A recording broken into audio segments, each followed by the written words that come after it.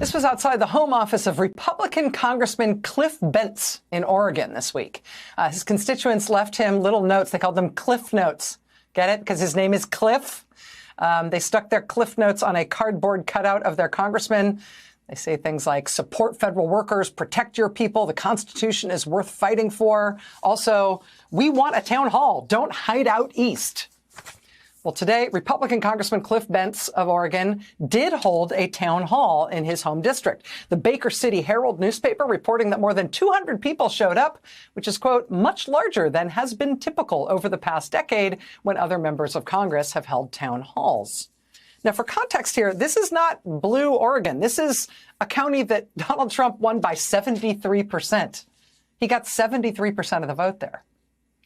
And yet the local paper, the Baker City Herald, reports, quote, audience members made it clear from their statements and from their reactions to both questions and Bentz's answers that they do not support the administration.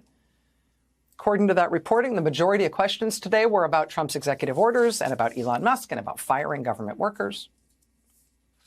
Today was also another national day of protests.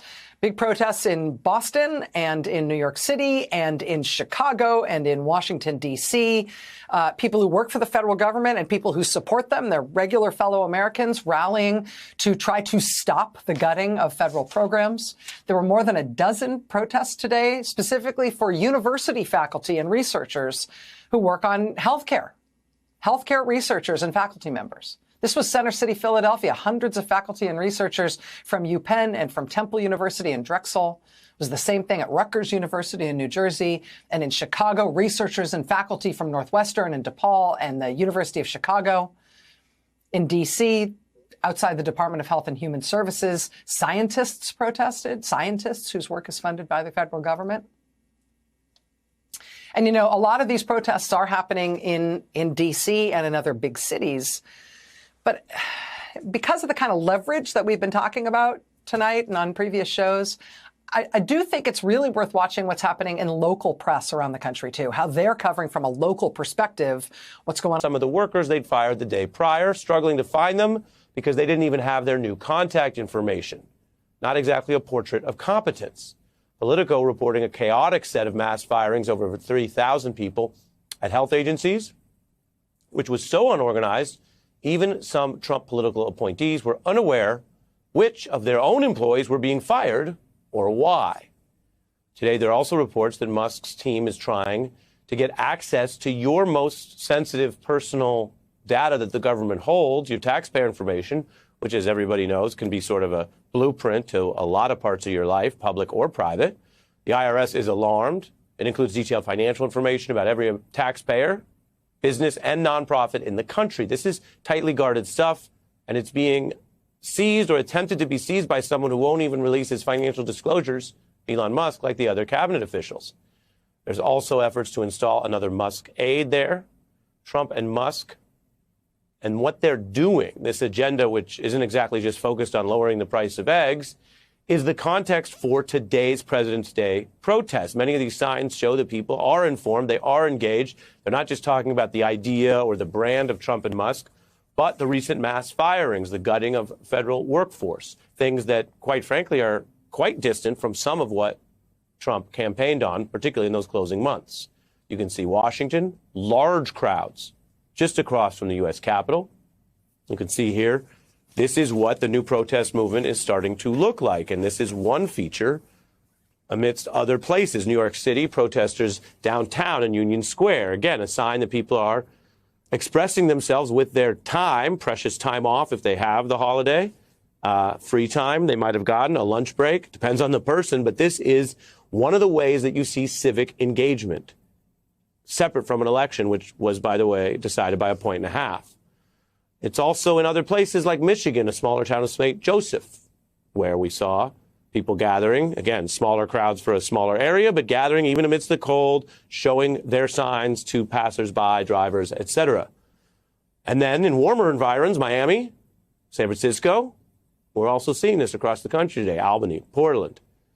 And Americans are getting by in a range of ways. None of this says you're going to redo past debates. People understand the election was recent and what it resolved in. Others trying to wake people up with humor or culture. One protester in Boston with a sign, "They're eating the checks. They're eating the balances." Or do your preferred Trump version of that infamous debate line. I want to show you, so we listen to what's happening out in our country, more of what we heard today.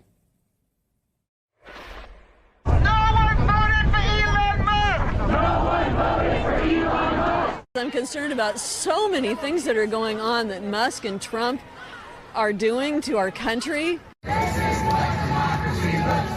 Our founding fathers had a statement that I love.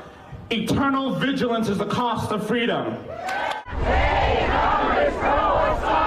I'm here to stand up for other people. They're going to go after Medicare, Social Security.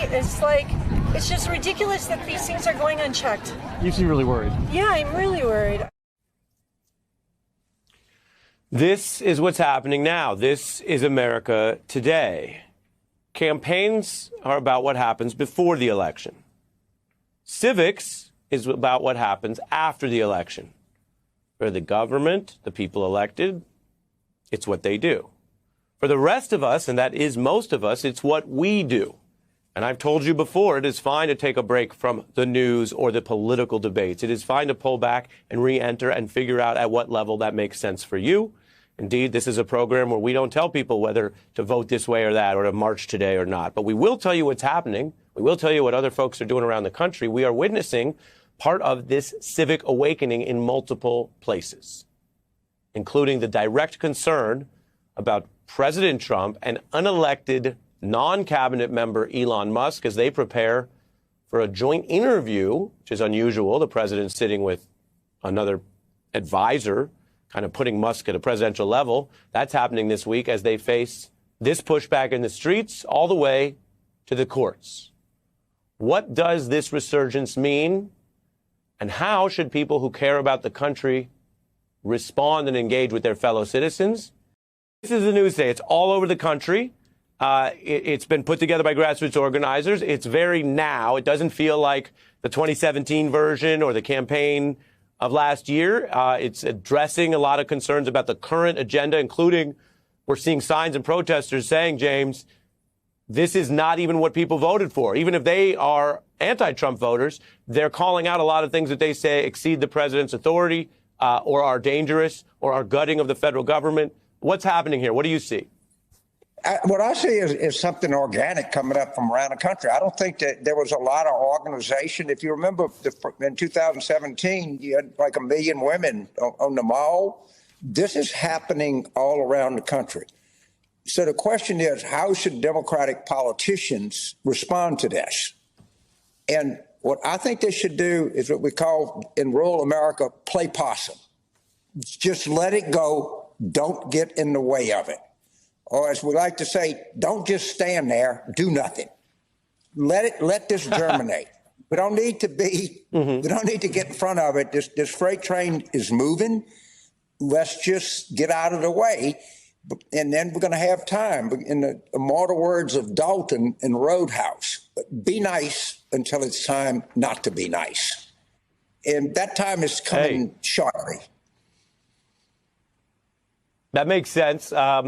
Let's listen to some more of the folks, as you say, who are out there doing this organically. Here's some of what we heard. I'm worried about the power that Elon Musk has been given without any kind of election. I think the person who currently occupies the White House has no business being there and is making a chaotic mess of our country. Elon Musk was not elected. He was around in the final weeks of the campaign, but they certainly did not admit, or maybe they didn't know, that he would be a super almost co-president. Is that becoming a potential vulnerability for the Trump White House? Yeah, I think the slogan for 2026 is going to be a government of, by, and for billionaires. Is that really what you voted for? But these people are saying it. These two women are way more articulate and way more influential than you and I are saying it, because we would be expected to say this. But when this is coming up, get out of the way. Let it go. This is a whole thing, and it kind of happened. Everybody was like downbeat, depressed, and this happened quickly. And I think I'm almost positive it's going to continue to happen. And I think the nuclear story, nuclear safety, airline safety, I don't know about, and I think most people are like me. They have a visceral fear of being on an airplane and having an incompetent FAA. They have a visceral fear of all of the nuclear weapons that we have stored not being properly supervised. And just wait till the food safety, that happens and botulism breaks out and God knows what not is coming. As a result of this, I'm certainly not hoping for that, but I wouldn't be surprised if anything happened with these clowns. No, anyone who cares about society, each other,